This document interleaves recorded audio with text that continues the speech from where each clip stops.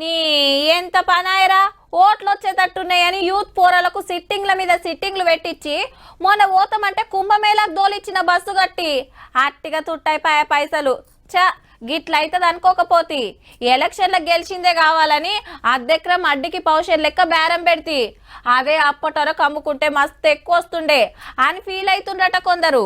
గదేనుల్లా సర్పంచ్ ఓట్లకు బిరేక్ పడ్డందుకు తెలంగాణ పబ్లిక్ లెక్కంతా తేలినాకనే ఎలక్షన్లకు పోవాలని సర్కార్ డిసైడ్ చేసుడుతోటి ముందే ఓట్లు పట్టే బిజీలున్నోళ్ళు గిట్ల నారాజ్ అవుతుండ్రు అన్నట్టు. ఈ ఐతారంకెళ్లే మల్లోపారి కులగణన సర్వే మొన్న వివరాలు ఇయ్యనోళ్ళ కోసం మాత్రమే 33 జిల్లాల్లో 3,56,000 కుటుంబాలుంటే గండ్ల సిటీలు ఉన్నోళ్లే ఎక్కువ. టోల్ ఫ్రీ నెంబర్ కు ఫోన్ చేస్తే ఆఫీసర్లే మీ ఇంటికి వస్తారు, లేదంటే మీరే ఆఫీస్ కు పోయి నింపచ్చు, కాదంటే ఆన్లైన్ లగిన ఛాన్స్ ఉంటది.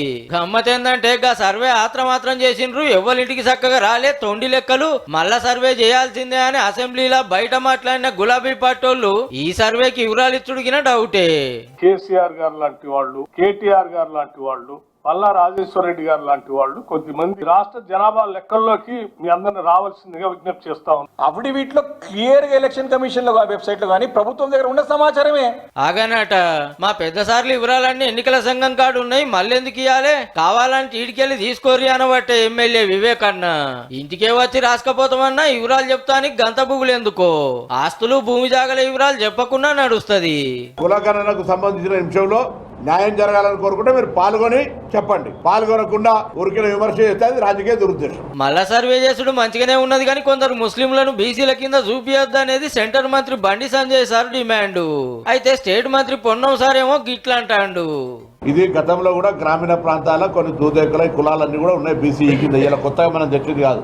ఇక ఎమ్మెల్సీ కవితక్కగిన బీసీ మంత్రి పొన్నం సార్ గిట్ల జవాబు చెప్పిండు.